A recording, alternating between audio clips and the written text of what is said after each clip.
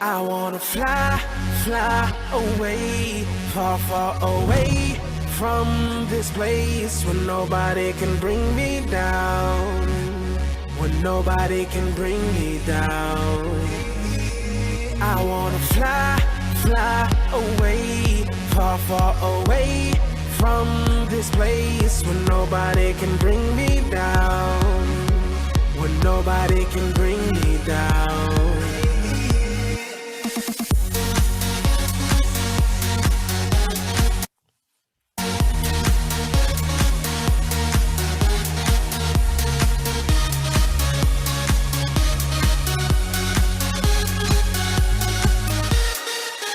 We are the light we shine on. It's a delight we cry on. With joyful tears, I know a place away from here. I wanna go, I wanna know what's my purpose, tachlis.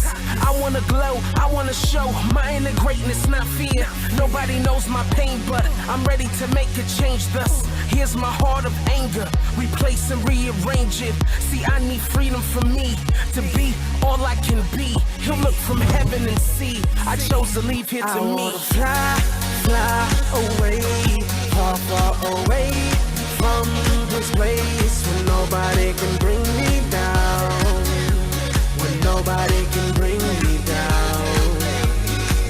I wanna fly, fly away, far, far away from this place where nobody can bring me down, where nobody can bring me down.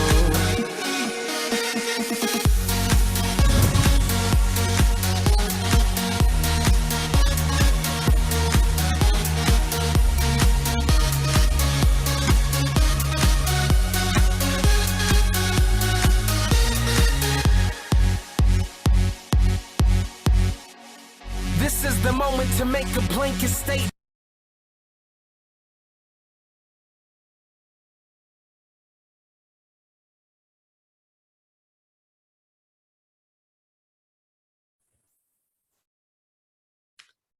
Hi, everyone. For those that don't know me, my name is Donna Illman, and on behalf of TvT School, we welcome you to another virtual inspiration session. These sessions are dedicated to the late Papa Irving Gelman, founder of TvT, and also Eric Sampson of blessed memory. We are privileged to have Nissim Black address us and share his story. I'll now hand over to Akiva Naiman in Jerusalem to introduce our special guest and facilitate the discussion. Hello, everyone, and thank you so much, Donna, for that introduction. It really is a privilege to be here. What's funny is that me and Nissim live about 2 blocks from each other. So really, we should have just done this together, man. Should have just come over. I should have come to you. It's on you, man. Yeah, that's on me. That's on me. We're really excited. I feel very privileged as well, very honored to introduce you today, Nissim. Because I remember watching your story. It was about 4 years ago, and I was like, who is this guy? Where is this story coming from? And your story has inspired untold amount of people, Jewish and non-Jewish, throughout the world to get in touch with their soul and their spiritual purpose and their journey in life. And honestly, that's what we're here to do, I think. I'm really excited to sit here and be a participant and listen to your story. Just some household items is that the chat will be open. And so we're encouraging everyone to ask questions throughout the story in the chat, and then I'll see them, I'll field them, and Nissim, I'll just sprinkle them throughout as you're talking, as you're saying this, your story and your journey. How does that sound good? Works for me, works perfect. Love it. Okay, well, without further ado, take it away. Okay. So I don't know if how this will work, if the question comes in the middle of the story, whatever. You facilitate it and do as you will. As Rebbe Kiva has just said, I'm Nissim Black. We're not so far away from each other, as he mentioned, here in Eretz HaKodesh and Eretz Yisrael, the Holy Land, and it's truly a privilege to be addressing every single one of you from even more so from such a holy place. I was born in Seattle to hip hop parents. Both my mother and my father were both rappers. I grew up not only exposed to music, but I was exposed to a very, very hard life in terms of a lot of drug use and drug abuse, and drug dealing was another thing that both my mother and my father were involved. They split around 2 years old. My mother later on, I would say remarried. They married years later, but she did remarry. And I had a stepfather growing up who, was really like a father to me. He happened to be in the same business as my father, and I always joke around and I say, like any other good Jewish boy, I joined the family business also very early on. By the time I was 9, I was already smoking marijuana, and by the time I was 12 years old, not only was I doing my own dealing, but I started running with a street gang, and I was getting kicked out of school a lot. By the time I was 13, I was actually expelled from the school district, and found myself really in a very, very dark place. Now, even with all of that, I would say that I was always very cognizant of and aware that there was a God in the world, even though that wasn't necessarily something that was discussed so much in my home, as nobody was really religious. I did have a period where my grandfather came to live with us when I was around 8 or 9. He introduced me to Islam. He was a Sunni Muslim. I prayed with him 5 times a day, and I went to mosque with him even as a kid. But there was after a year and a half or so, he ended up going back to prison, and there was really nobody in my life to really nurture that relationship that I had with Islam because of my grandfather, and as you could expect, just ended up back in my world that I was around. So at 13 was a very interesting age because not only was I expelled from school and running with a street gang and fighting and doing a lot of those different things. I also at this point probably found a organization, the Young Gospel Mission, through a friend of mine who told me about a hip hop program. I found an organization there that, although it be a different religion than the one I'm obviously a part of now today, probably really saved my life at this time. It was a very crucial and critical point in my life where, only a few years later, I would lose so many different friends to gang violence and different things like that, that I would say that this place probably saved my life.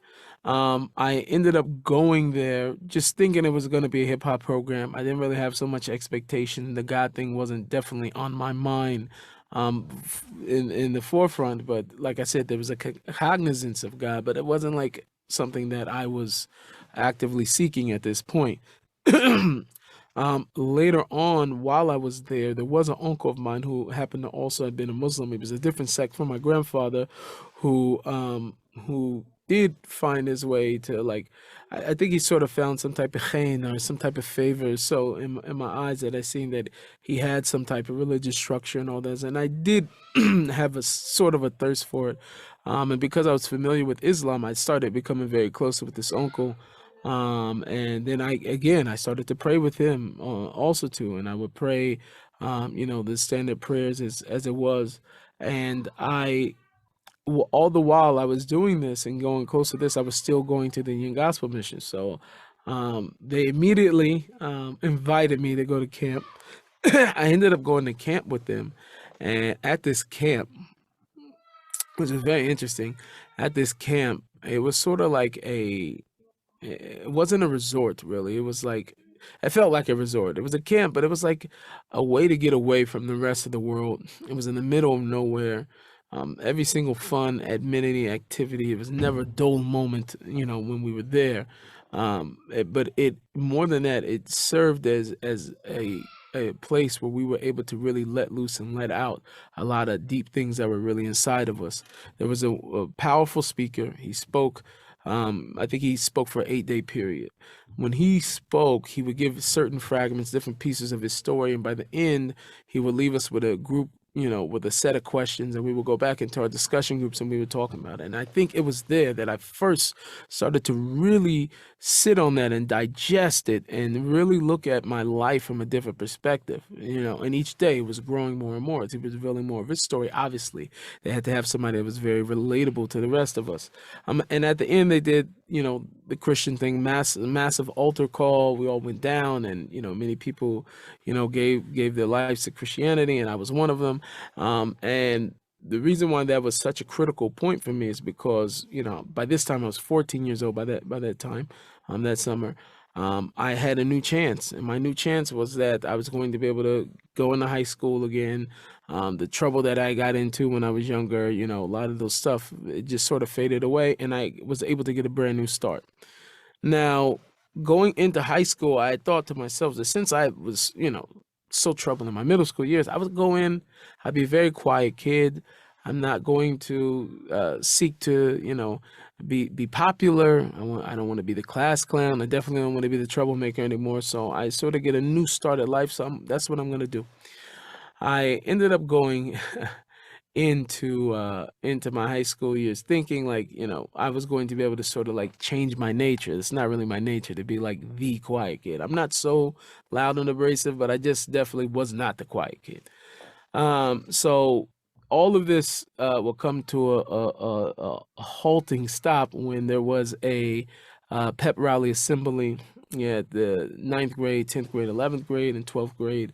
We were all broken up into groups by our class, and we had a ton of competitions, and we lost in probably every single thing that we were the freshmen, we were getting whipped in everything.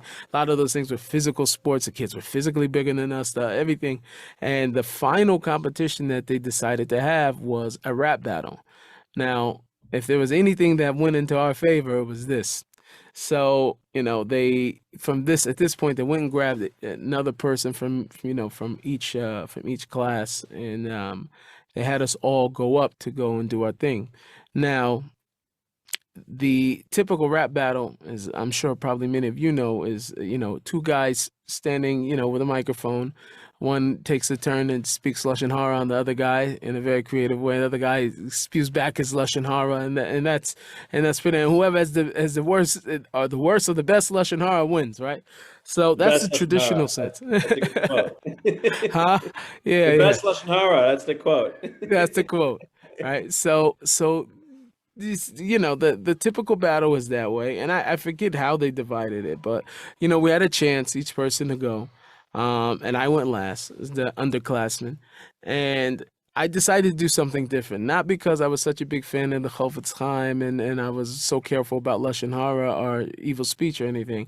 It was just because I come from an older generation, although I was younger than those guys, but I was raised by real MCs. A lot of these guys that come into rap because they've been watching TV, but I grew up with it inherently. I was raised around rappers and real MCs. So because of that, I sort of knew a trick that they didn't know. What I did was I told everybody inside the crowd to hold up something, whatever they had in their hand. And I did, a freestyle rap, creating a story off of every single item that everybody had, that would hold something up inside the gym. After that, it was like, no doubt about it, we wanted the whole place like erupted in a roar, and that was pretty much the end of trying to be the quiet kid in school. There was a rap battle every week, and there was lunch periods and collecting as much as you can on the other artists you were going to be facing, the whole everything. And as that happened, I sort of got more focused on that. I was still recording at the time. I was playing football, and the relationship I would say that I sort of built with God from that camp and going into all the other programs that I got into has sort of started to fade, and I got a little bit more distracted. I was still a good kid, but I got very, very distracted. By the time I hit my 10th grade year, this was a very, very powerful year for me for many different reasons, and defining year. We were, in terms of football, we're very good the year before. We had like all-star players, Nate Robinson, who played for the Knicks and the Boston and whatever. A lot of people know him for basketball, but he was on my high school football team. We grew up together. I'm not here to plug my relationship with Nate Robinson. I'm just saying that we had so much talent leave. He was awesome. He took a scholarship, went to, and all the other guys that were playing at that time, he's probably most notable. And the next year we were like 10th graders, like predominantly most of the team. We didn't realize how many seniors we had on our football team, and they were gone. So all of us had to step up. I immediately became a captain, like in my sophomore year of us, and we just did not have the amount of strength that the year previous to us had. So we took some beat downs that we weren't really comfortable with. So I was put in this leadership position. Then you had also too with the as I was telling you, the faith thing was waning. I had this very, very powerful experience, also my 10th grade year. That powerful experience, I still to this day can't really tell you where or how it came. I was coming back from my lunch period. I remember walking into the school doors, and just all of a sudden I had this crazy, I want to say epiphany. I don't know what it was. It was like this moment where I was like, I was in my body, but things just sort of shut down a little bit, and I was able to look around. And as I was looking around, I felt deep inside of me a voice saying that you don't belong here. And I started to feel so out of place and no explanation for what was going on with me inside. And I started to feel like I knew something, and I knew something that nobody else in there knew, but I didn't even know what it was that I knew. Very powerful moment. I joke a lot and I say I ate a chicken nugget and the whole thing stopped. The truth is that it was very impactful, this moment, and I kept it with me, and I realized that maybe God was trying to speak to me. So I got myself, refocused on God. I started going to all these different Bible study groups and different missionary programs and leadership programs. I got very, very involved. I became a junior missionary. They gave me smicha, and I started to get more and more involved in much more so the aspect of relating to having a relationship with God. And my strong point, I think even then it's probably still now, but probably obviously a little bit in a different way, was prayer. And I remember going at this 16 years old, I would go and lock myself in my room, coming home from school after football practice, and just crying to God in my room about whatever was going on in my heart. And I was really, really like, really consistent with this. And I guess I would say my ability to affect others was also, pretty wild as a 10th grade. It was very shortly after this, I had more than probably half of the high school kids at my school going to all these different leadership programs and Bible study groups, and I became the poster child for the Union Gospel Mission. And it was a very, very powerful thing that was taking place in my life, that I was finally, I guess, looking at it from the sense of I was able to use my popularity for a good thing, so to speak. So that happened. And also in the 10th grade year, God would work it out for me that I would end up meeting the woman of my dreams of my life. Me and my wife had been together since almost pretty much that summer is when I first met my wife. And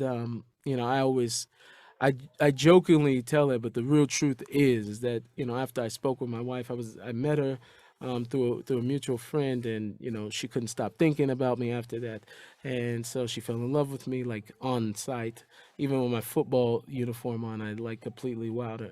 That probably didn't happen that way, but anyway, I was really interested in her, and I got her number from my friend. And I said, this girl, I really like her. But I had already had agreement, no matter how much of a devout Christian I would have called myself at this point, there was one thing that I never really was able to get myself to do, and that was go to church. The problem I have with church was that it happened on Sunday, and the Seahawks also played on Sunday. So I told God we had a major, major dilemma, because football, Sunday, it's like, it just goes together, something about it but the rest of the 6 days of the week, you got me.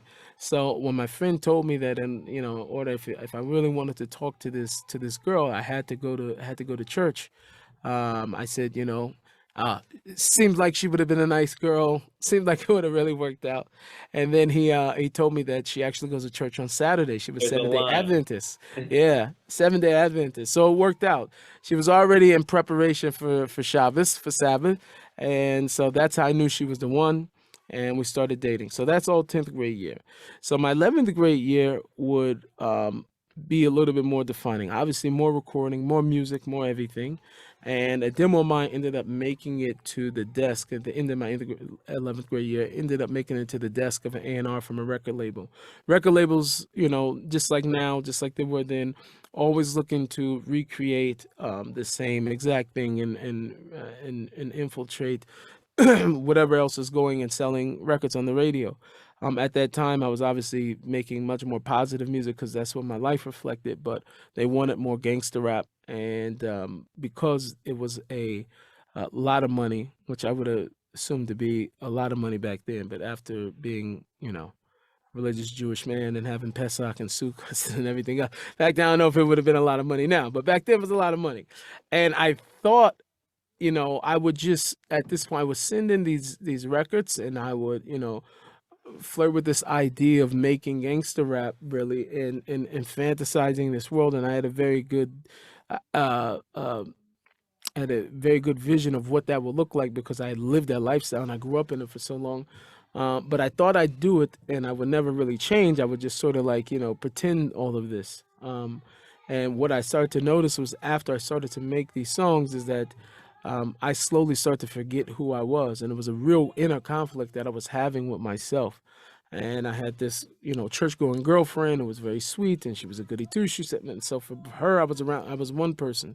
Slowly, my inner circle started to become a lot of the guys that I sort of distanced myself from, after, coming from the camp. So being in almost feeling like I was in a double world or to some degree really confused, I would say, about who I was, put me in a state. I always say like one of the worst things to do is to be in a place of confusion.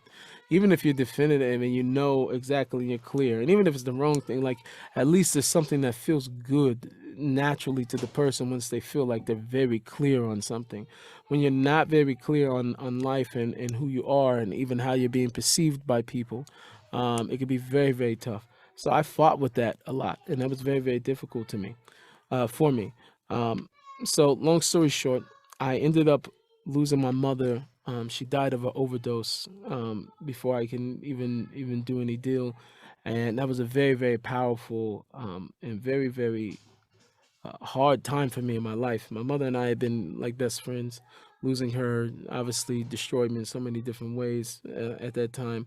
And instead of trying to deal with it, I tried not to deal with it. I think I made a song at that time for her. And then apart from that, I just kept surrounding myself by people and being in the studio and running nonstop that I couldn't give myself time to think about it because it was so hard and so emotional for me, and it was so abrupt. And shortly after this, the music would continue. I ended up releasing my record independent in the end. There was a whole list of stories that went on with other record labels, and more people wanted to get involved until I tried to grab so much that I ended up losing everything, which actually worked out to be a blessing because we ended up releasing the record independent and got a lot of recognition for it. And that would lead to another artist who at this time was he was more up and coming than I was. He was not so known yet. And he wanted to get his name out there. So the way that he decided to do it was he would make a diss song on me. And by me responding, he would basically, get other people to know who he is because they would want to know who I'm responding to. So after he made the song, I remember sitting in the studio, I was listening to it with other friends, and I obviously my pride was hurt, and I got a pen and pad, and I'm going to start writing and make my own song back.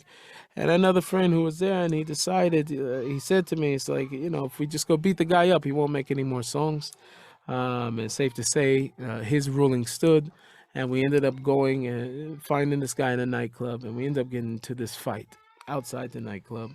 And poor guy, because by the time I got there, the guys that I was around were so overprotective of me because, despite the rap and despite the gangster persona, I really was a connector for a lot of guys in the streets that had problems with other guys on the other side of the neighborhood. Like I was really, I would say, so to speak, beloved in a lot of different circles. So the guys that I was around were always very, very overprotective of me. So unfortunately, by the time I went to go fight the guy, yeah, I was like the fourth car to come up there in rotation to come and fight the guy without knowledge of who went there previously. Unfortunately, it didn't end then because even after I left, after we got into a fight, the police came and we scattered. I ended up getting a call after I got back to a meeting place, and a friend said that the police were looking for me. And I asked him why. He said, because, everybody's saying you had a gun and you were shooting and you tried to. And I'm thinking to myself, like, I didn't have a gun on me. So there's no way in the world that the story is true because it was a complete it would have been a complete fabrication of what actually took place. So I was still very, very nervous. He had a lot of detail on the phone that didn't sound like he was lying, but I just knew it wasn't me. So I was very confused about what he told me, but I was very scared. So I remember leaving out of the building I was in. I was rushing on my way to my car, and I noticed down the way that there was a lot of commotion and police officers and everything else. And I started walking that way just to see what was going on. They weren't there for me. They were there, for somebody else. There's a lot going on over there. And I got closer, and it happened to be one of my really, really good friends who, unfortunately, after I left, went back to the club, which it wasn't during a club night, I should say. It was during, there was like some guys who were very involved in a lot of the street things, and they would have meetings in a lot of these different nightclubs. So it was a night where, these guys were all meeting. And so he went back up there, and he tried to take the life of the other guy, and he was a horrible shot. He shot everything except for the guy, fire hydrant side of the building, the guy's car, but he did not hit the individual. Thank God he was able to escape with his life.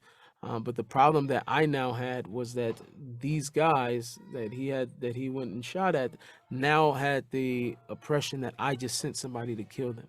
So put me in a very awkward situation of where now, if I don't go and take their life, they're gonna come and take my life. And I always say to people that when you flirt with a particular lifestyle, you will get your chance and your opportunity to show if this is really the lifestyle that you want to live, if this is something you're really about, so to speak. And for myself, I was able to realize that for myself very quickly. As soon as I knew what was going on, this is not what I want. And I started to make a serious thought, a calculation, and trying to look at all the events that led up to that moment. And I was so confused on how I got there during that process of me pretending and making these records and all this other, somewhere in that confusion, I just didn't, it was almost like a blackout. And I'm going that I remember being over here. How did I get here? How did I get to such a place to where I can make a decision that can either take my life or somebody else's life so quickly? And I was so hurt by that, and immediately remembered just the power of prayer and started praying to God, like from my heart. Fell to my knees. I was going back and forth, and I really feel like still to this day that God did a miracle for me. That I received a call from the other guy, and the other guy called me, and we had a conversation, and the beautiful part of the conversation was that we left knowing that I'm not looking for him and he's not looking for me. And I always say that's a miracle because, I grew up very much so in the streets, and I was very, very familiar with many people who probably, and in most cases, that if they would have had a conversation, then they would still be here. And that just usually does not happen. It's not typical. People, by the time they're convinced that that murder is the only answer, then they go follow through with that, and there's not a whole lot of different questions about whether or not. The only thing that would stop them is figuring out if they're going to get caught and the whole everything else, but definitely not be able to have a conversation to be able to figure out how to provide a solution to where nobody has to lose their life. So the fact that I got that call, I realized that was something from God, and I squashed it, and I walked back and forth in my living room, and at that point I was thanking God for the opportunity, but at the same time looking, saying that the future, I can't go on like this. I can't go on, you know, uh, portraying and living in two different. I just can't do this because it's not who I am.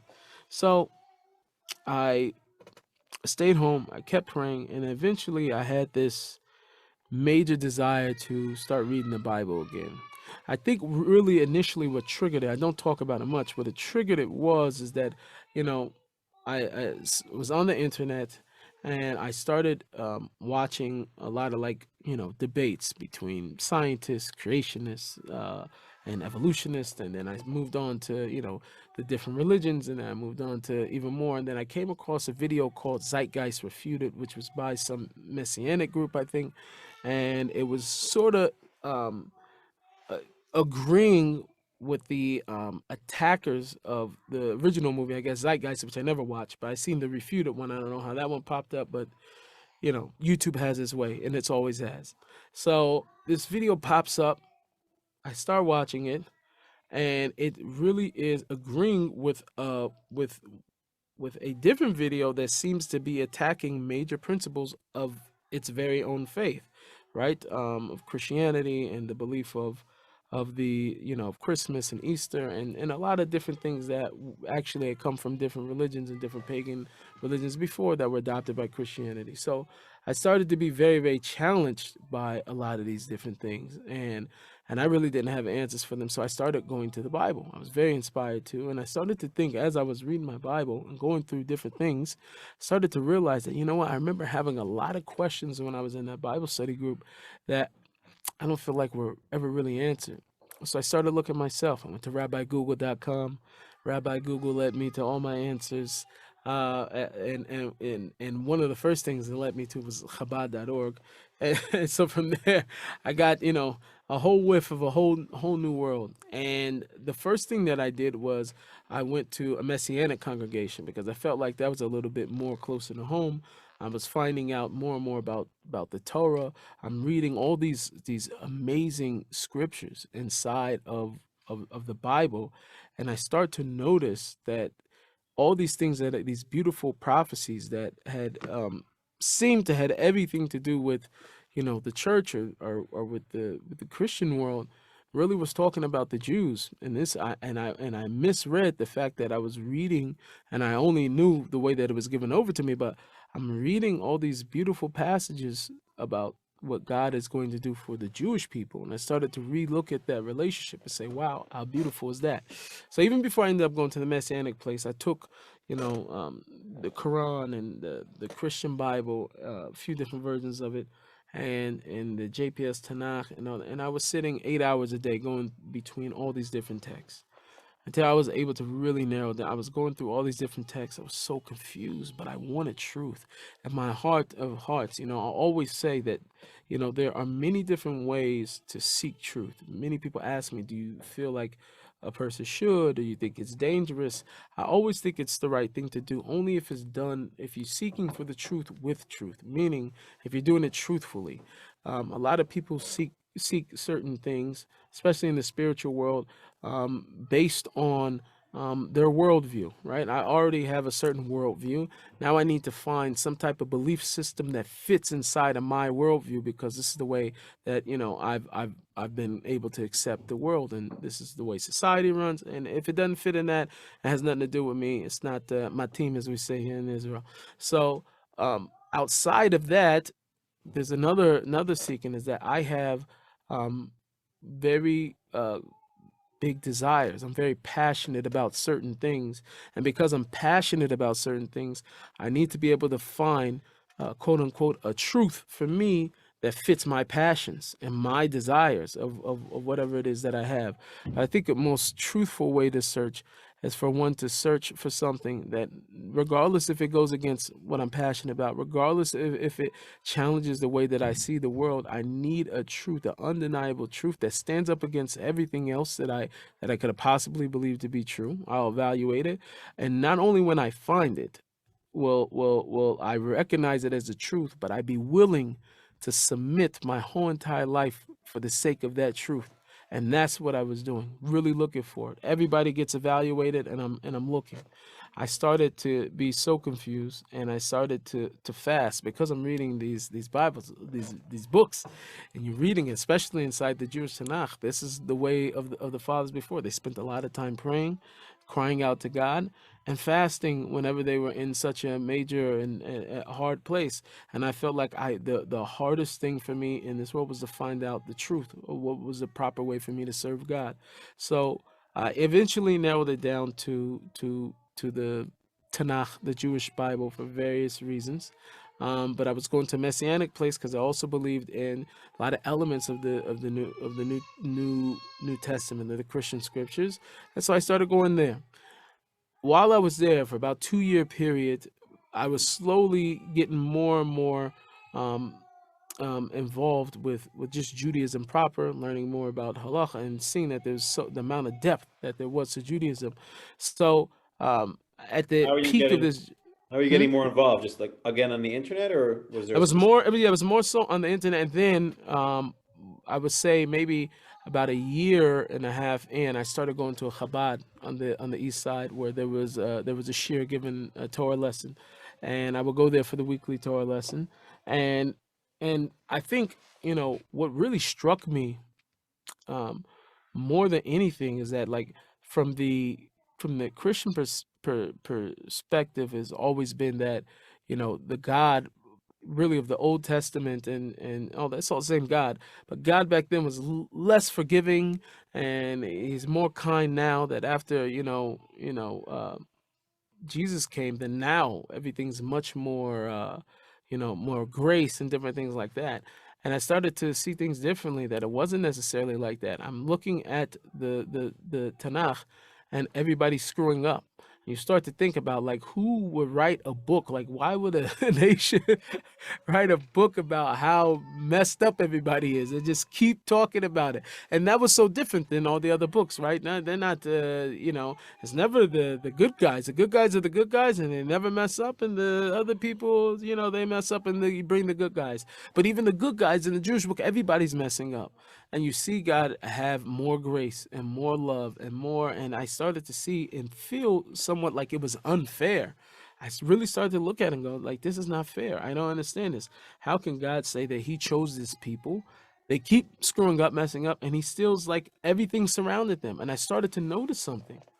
I think one of the biggest things that hit me, that made me, like, really, turn it into full speed, was the fact that I came to a place where I started to realize, even from even the other books, that there's a very special, unique relationship between God and the Jewish people. B, which sounds somewhat heretical, but it's not if you listen to me, that I came to the realization that the proof of God's existence was the Jewish people. And if there are no Jewish people, then there is no God. I became so fascinated with so much of Jewish history, and I had no idea. I didn't know anything. I didn't even know about the Holocaust. I grew up, I didn't know anything about the Holocaust. Never knew about it in my hood. Never heard anything about it. So I knew about the Anne Frank book, but I didn't know what that book was. I just knew in one class that somebody studied the book, but I didn't know what it was. I didn't know what Anne Frank was. So it was just a famous book. Well, what was it about? So as I am I'm reading and I'm coming to discover, I start to realize that God, his whole entire integrity of his existence is based on the Jewish people, because there's all these prophecies about the Jewish people, and at the end there's going to be this messianic era, and the Jews are going to return to Israel, and all that. And you can't stop. When you get into one of the first things that any person really does once they become a true Bible thumper, as I was, they get into eschatology. They're looking at all the prophet stuff. What's going to be? What's going to be? And you start to see the Jewish people last. And then, if you don't even want to believe your own Jewish book, you could go and read the Christian book. You can read the Tanakh. Everybody has Jews at the end. Everybody has Jews at the end. And the whole mission is either we're going to convert the Jews, and the Jews are going to be, like, everybody believes that at the end is going to be Jews.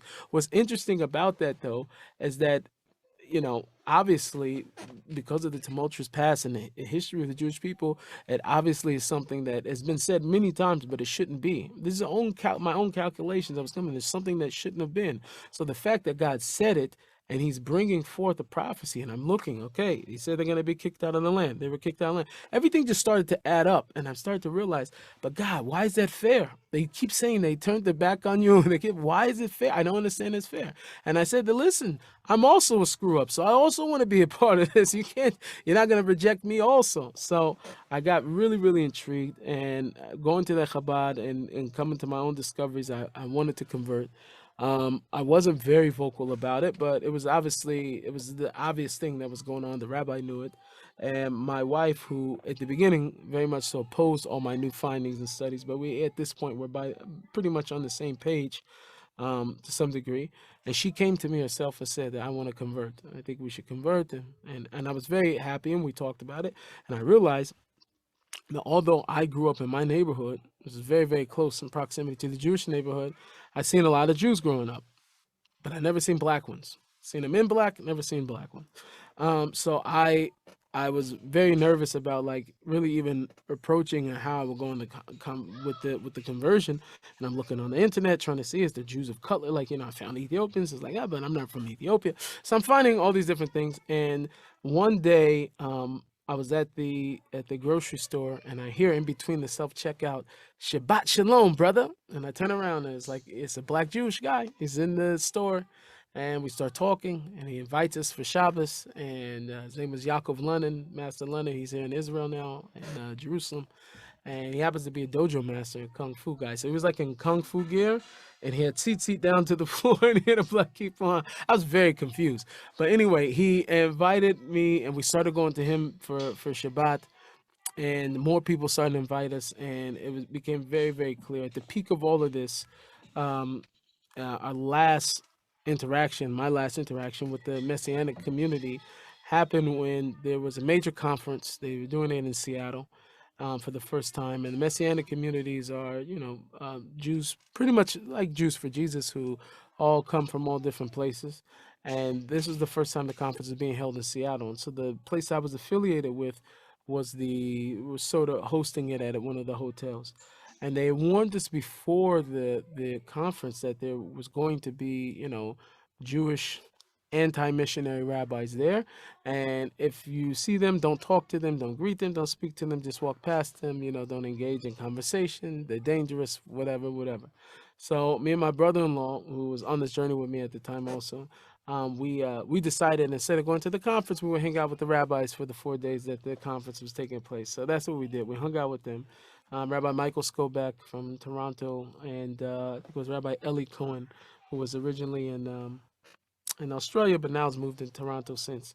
Very, very powerful conversations with them, and being able to ask all of my questions. They knew, obviously, the Jewish bit very well, but they also knew the Christian book very well, and was able to give me solid answers. And I was one who always evaluated truth and searched after authenticity. So I never went back, and we moved into the Jewish community. And then eventually me and my wife, her sister, who was married to my best friend since kindergarten, we all converted to Judaism together on the same day. And in about 2 days would be the actual day, 9 years to the day that we went to the mikvah, Yud Zayin Adar. And maybe I want to say 2.5 years after that, we all decided to make Aliyah and move to Eretz Yisrael, where we are today. And that's my story. Any Wow. questions, concerns, or objections? Take them. That's incredible. I'd love to see some questions in the chat. I'd like to. I work for NCSY. I am the director of the development for West Coast and Irvine, and we were very blessed to have Nissim out in Orange County recently. That was awesome. It was. I wish I could have made it. I was stuck here in Beit Shemesh. That was awesome. I was in Seattle a few months ago with the balconies. Ah, yes. Oh, good people. They're great. Over there. You were with good people, very good people. They're amazing. Real family. Really. Yeah, no, really amazing family. Through NCSY, obviously they're very involved. Something that really resonated, and this I'm going to build up to a question, is so I went to about 15 different schools growing up. Wow. Moved here when I was 10 to Israel, and it was really before moving to Israel it's very normal now. I think 20,000 people moved last year to Israel, something along those lines. Wow. Wow. but back in 1996, it just wasn't really as done. Right. And so the school system wasn't really built for that. And I was moving from school to school, also had a lot of friends in the streets, also lost friends to drugs. And so a lot of your story, I find it very powerful, and the message is really, really powerful. Um, I know for me that there was a person, it was a Rabbi Amar, Sephardi rabbi, who used to come to the park Friday nights, and get us all and come for chillin' and playing ping pong or whatever. And he really helped us, through those teenage years. Do you find that I find that very important. I think it's really important for teens to have someone outside, like parent. I have kids myself. Obviously, parents are the most crucial aspect, but I think that I found a lot of meaning with outside of the home educators and role models as well. Do you find the same? Yeah, absolutely. Like I said, even though I had an upbringing and even as dysfunctional as it is, I still say the fact that I had a father figure in the house and I had my parents, like, it helped me out a lot more than even with all the dysfunction. I'm telling you, I have other family members that didn't have even that, and they were literally raised by the streets, and so they didn't have the same ability to at least have some father figure and to see certain things. So I do think that's important. However, as you mentioned, to have somebody else to really lean on outside of that was huge. Was huge for us. I would say what was probably equivalent with a big Lahavdil, but probably equivalent to NCSY was the Young Life chapters in the Christian world that were doing the same on campus and getting the kids very, very involved. And, it's like I said, dealing with serious things that saved a lot of kids' lives, to be completely honest. But it's very, very huge to have that type of person in your life and have a role model, somebody that you can speak to and be able to talk to. It's beyond crucial. 100%. There's a question here from a parent, which was, why did you decide to move to Israel? I mean, you can be Jewish in America, you can be Jewish anywhere. How come Absolutely. Israel? Why the move? Absolutely. So it was very, very hard for me, as I always explain. So there's two different parts of that question. So one is that, I always say when a person wants and truly desires to enter into the world of entertainment, they will drop everything that they have. They'll move to LA. They'll go sleep on somebody's couch if they have to, sleep on the shit, whatever it is, because they want to be a star, whether it's an actor, music person, whatever. Same thing happens in whatever field of person, fashion. They want to move to Paris. They'll do whatever they can. They'll go to New York, whatever it is, to be able to achieve what their goal is. People give up everything and they relocate, and they always go and give themselves 100% towards that. Well, Israel's a place of outstanding and crazy spirituality. And the more and more I wanted to grow and be closer to God, this is a place that's conducive, that cultivates it, really, honestly. Only for the Jewish world, but I'm saying, Havdil, to also the Christian world. And everybody knows there's something special over here, and it's a God first country. No matter how secular the government may get, it's a God first country. And it's sort of like what is the whole entire essence. It's what the land is known for. And on top of that, I guess my second part would be sort of like it's very, very hard to be like I always I joke to say a Bible thumper, a person who's so involved in the Bible, especially reading the Navi and the whole entire stories, Tanakh, and to not want to be in the land where everything took place and where it happened. You know what I'm saying? I want to go there just for a tour. I want to go be in there. And to be a convert, one who comes into Judaism, you almost feel like nothing's ever complete until you're in the place where you could be completely, fully immersed in your Judaism. There's so much more. Yes, you could be Jewish in other places, and I have the wonderful opportunity to travel to places all over the world and be in Jewish communities all over the world. And there's beautiful places. There's nothing like Israel, though. Nothing like Israel. Well, all our dysfunction, all the crazy things that happen over here, it's just nothing like actually being here in the land. And there's always every day something so beautiful and to be appreciative of, when you live here. Beautiful. I mean, can confirm. I've actually, we just moved back here in August, but it's my Awesome. fourth time moving to Israel. So back and forth and back and forth. We have one more question here in the chat, but people, please feel free to type in more questions in the chat.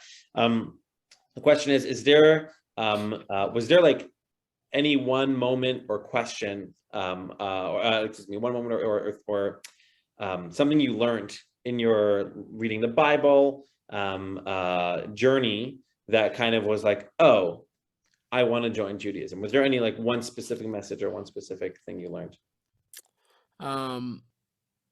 There was, I don't know if there was one specific thing, but I think it was a multitude of messianic prophecies that talked about, you know, what Hashem was going to do for the Jewish people. And I think it was the overall affirmations of God's greatness that kept like screaming through all of the Nevi'im and the prophets of what God, like, you know, it became very, very clear for me that that it wasn't just a situation like where I could go through life and being like, okay, like I know about God, you know, I could even be a little religious or different things like that. But I think overall, what I kept getting, you know, I took the Tanakh, the JPS, and I remember sitting on the table. It was like I was having negotiation time or something. I was sitting with God, and I literally sat it down, and I said, God, I'm going to read this book, and I'm only going to look for your character. I want to know what you love. I want to know what you hate. I want to know what you reward, what you punish. That's the only thing I'm looking for. I'm not trying to actively remember anything. I don't want any information to argue with anybody. I don't need any. I just want to know who you are. This is it. So I read with that context. I went through the whole thing twice, right? Consistently. I was going twice, started over again, and went through the whole entire thing. So as I was reading and doing all the fasting, doing all the time, it was sort of like a spiritual just electricity going through me that I just really felt and understood that this isn't a small thing. This is like I'm going to devote my life to God, regardless of what they look like. At that point, even I didn't even know if it meant I was going to convert or not, but it was just one of those things that it was very, very hard to dismiss, you know, what was happening on the inside. You know what I'm saying? We've seen Zechariah that, you know, 10 from all the nations are going to find him who is a Jew, and they're going to grab onto his helm or to tzitzit, maybe is probably what it really was going to say, and they're going to grab onto him and say, for I have heard that God is with you. So it was very obvious things that made me realize that, hold on, the Jewish people, they hold where God is. It's not anybody else. It's a part of the Jewish people, and it keeps being said over and over and over again. And so I think that those are probably the things and passages and that type of relationship I built that gave me the strength to go forward. It's beautiful. There's one particular prophecy I know that we take West Coast teens to Israel in the summer, and there's a prophecy that says in towards the end of time, towards the Messianic era, there's going to be fish swimming in the Dead Sea, in pools and rivulets in the Dead Sea. Which, you know, you go back a couple thousand years, you're like, who wrote this, right? Like, it's dead. It's a Dead Sea for a reason. There ain't no fish, right? Right. And but if you go now, and I grew up here. I lived here between 1996 and 2011 before I moved to Oakland, California, to run NCSY there. And I remember when the Dead Sea was much higher. And Right. over the last 2 decades, I'm sure you've been there. Right. It's going down and down and down. Shot in my newest video I shot there at the Dead Sea. Oh, right. With Yaakov. Did you yeah. Yaakov? Right. You shot with Yaakov. I know Yaakov for years. Wow. Amazing. He's great. Small world. So I just saw that he was shooting it. Anyways, with the sinkholes and with all the mining that they're doing there's now opened up these small ponds of fresh water right at the Dead Sea with fish. Wow. You know, you can literally go and see with your own eyes. Wow. It's amazing. It's an amazing thing. God's 100 for 100. 100. They're gonna start seeing it. Listen, I say it all the time. Listen, you got to start seeing it. There's no way. You know, one of the beautiful things is, recently, I built a relationship with Rabbi Tovia Singer, who does a lot of Yeah. anti-missionary work, and Oh, he's amazing. it's been awesome. And we were just texting yesterday. But one of the things that I was intrigued by him, I told him, I remember when first when I said, I wasn't always a big chassid of yours. I was really spent a lot of time on the other side, but one of the most interesting things that I had, recently learned by him, was the a lot of different, and I wish I would have knew this back then, if I would have actually gave him an honest look, but a lot of things that other religions and other faiths they do, they hold up over your head the afterlife. That was one of the big things for me converting to Christianity. It was like sort of when that question was dropped on me, if everything ended now, where are you gonna go? Are you gonna go to heaven? Are you gonna go to hell? So like, there's a very, very always that was really the driving force for you believing in reward and punishment. Is like either I'm going to go to heaven, I'm going to go to hell, and that's sort of what my relationship with God was in those worlds. The thing is about with Judaism is that, which I guess I noticed in, but I didn't notice it in this context, was that God was never like, when God wanted to met out a punishment and say something that you're going to be able to see. There's going to be no rain. There's going to be no crowd. You'll see all these things. And that's something that's going to Well, happen in no. some different world. You know what I'm saying? And he said this very beautifully. And I was like, wow, that's right. God's like, yeah, I'm going to expel you from the land. This is what's going to happen. And you're not going to come back until after it's been a long time. Like, you could all go and see these all verifiable facts. God is saying that I'm present right now. I'm living in this moment right now. And I'll show you that I'm God and that I control the whole entire world. Everything is mine. So I think that that's a bigger, as something very big and recently that I was able to see that gave me a lot of strength, a lot of chizik. Beautiful, man. We really should have. I should have just come over. I know. I don't know if the studio's big enough for both of us, but we could have made it work. We'll make it work. This is beautiful. I don't think there's any more questions. It was amazing to hear your story. Thank you so much for joining us tonight. Thank you, TvT. Thank you, of course. Is there any last message you'd like to share?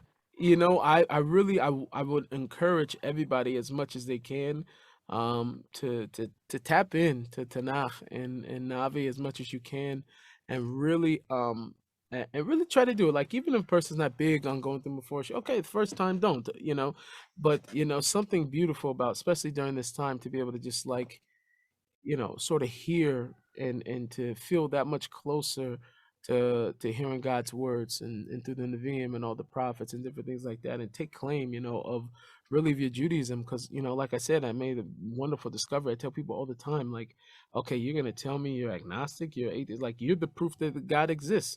There's no other Dante. I don't care about anything. We could go look at creation or the Rambam says something beautiful.